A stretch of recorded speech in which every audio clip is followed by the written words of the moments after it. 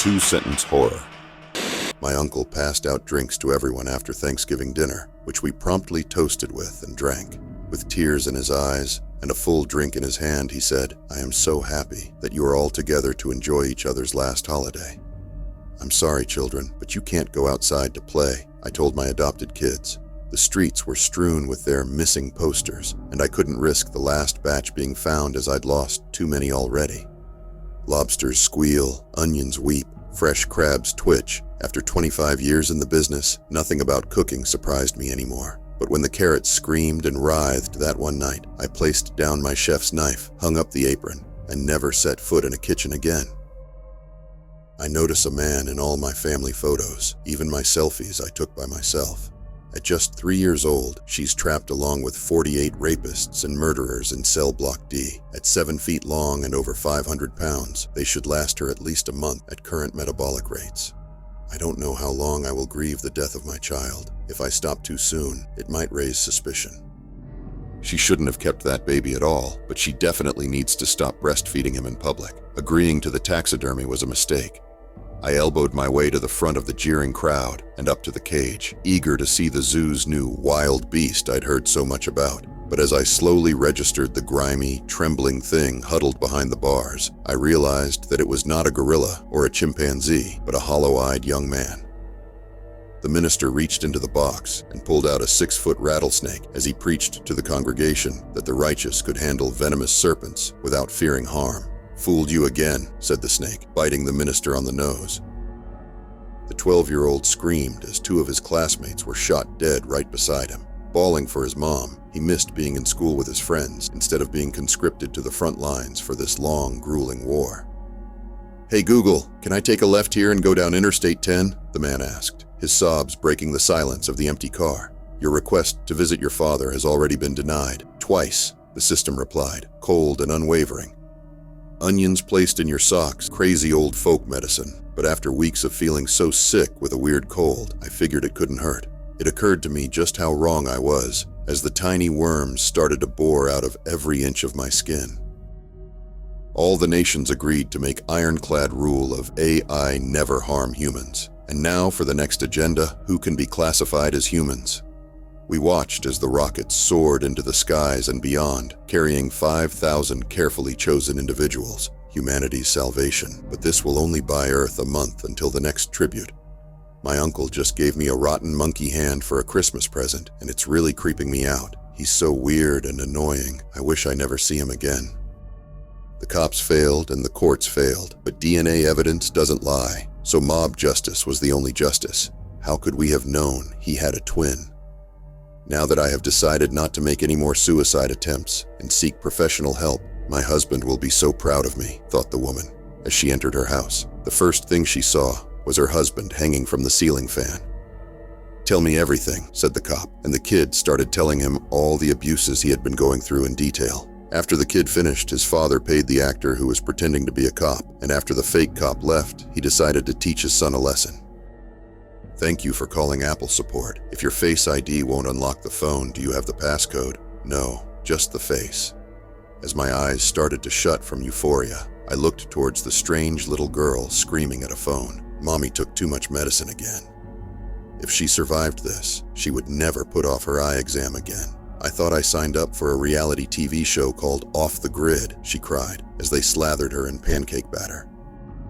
"It's a healthy baby girl," the midwife announced as she cut the umbilical cord. "My commiserations. Would you like me to dispose of her so you can try again?" she asked the weeping, disappointed parents. "The only thing I have left of my grandma is a pendant she gave me to protect me from evil. My new boyfriend hates it though, and is always trying to get me to take it off. We know you killed those 6 people. I'm charging you with 6 counts of murder," the detective told the killer. His other 63 victims would never get justice. When Robert's girlfriend had started being secretive about where she'd been sneaking off to, his paranoid jealousy led him to do the unthinkable. Returning home from hiding the evidence, he is greeted by a chorus of "surprise" as he walks in on the birthday party she had been planning for weeks. If you can read this, it's already too late. If you can't, there's still time. So go home, find a weapon, and use it on the first person that knocks on your door. And remember, they're not really human. "Please help me," the woman wrote on one side of a piece of paper in the crowded mall while her husband was not looking at her. "I'm having technical issues with my bomb," she wrote on the other side and handed it to the second suicide bomber. The beauty nurse flicked the syringe and let a few beads of filler drip from the needle. "You'll only feel a slight scratch. Okay, but you promise I'll win the pageant this year, Mummy?" "Dad just went to get some milk," Dylan recited while cleaning the wood chipper, happy that no one would hurt his mom again. The aliens landed and demanded to speak to our leaders, so we collected every president, monarch, and religious leader and gathered to meet them, but they were unhappy and had only one response: not them. As you succumb to your wounds on the beach, you write your killer's name in the sand. As you begin to fade, you feel a drop of rain.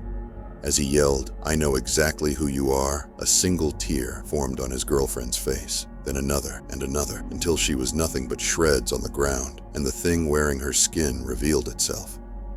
My mother always said animals were too fragile to harm, so I should be vegan. But why do I hear the trees speak perfect English as they beg for their lives? When the cops found my wife holding our deceased baby under the water in the bath, she told them that she was just trying to shut him up. She had no idea that I had been giving her the wrong medication and playing the crying on a hidden speaker, knowing it would eventually make her crack. "Taking you with me will slow us both, and taking different routes increases our odds of survival," said the man to his son. "But it says here not to take the elevator in case of fire," shouted the kid in the wheelchair, but the man was already climbing down the stairs. John's old toaster was constantly burning his toast, so he eventually caved and got a new one. When he smelled burning toast the next morning while making breakfast, he didn't think much of it until it was too late. As I died, I knew they would never catch my murderer. Everyone knows the cops don't give a damn about justice for the homeless. I went to tuck my daughter into bed, but when I kissed her goodnight, I tasted blood. I flipped on the light to find her staring at me, mouth sewn shut. "Should I kill myself?" the sad kid wrote in his drawing book. As soon as he finished drawing 2 arrows under the sentence, the number beside the up arrow began to rise on its own. He ate his cafeteria sandwich, trying to ignore the gut-wrenching screams, and asked, "Is this normal here?" I nodded, accustomed to the daily pain-induced shrieks, and replied, "Most people can't afford anesthesia anymore." My family said I wasn't allowed to come to Christmas dinner, even though I was clean for months, so I stole all their shit, got high, and set fire to their houses. It was only after the funerals that I heard they were planning to bring the food over to my house as a surprise to show how proud they were of me.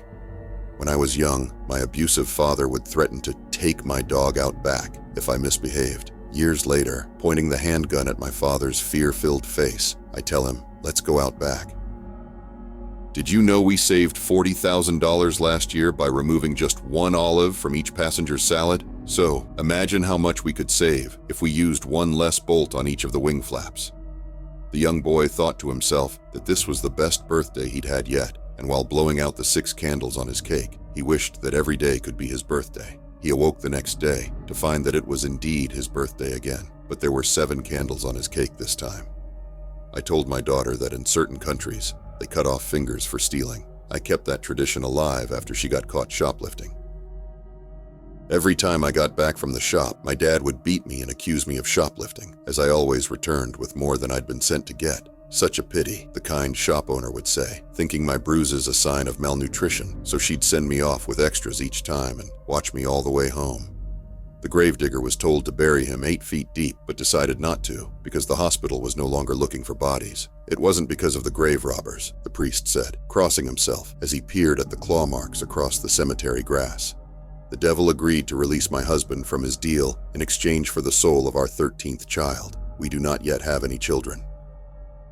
Well, at least he's not gay, I sigh with relief, peering into my boyfriend's closet. The headless, naked woman offers no response.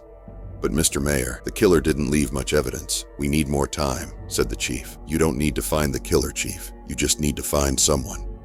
Under the new financial laws, you and your family are sentenced to a lifetime of hard labor for the failure to repay your debts. If you're lucky, your great-great-great-great-grandchildren will work enough lifetimes to clear the debt they will inherit from you, excluding compound interest and penalties."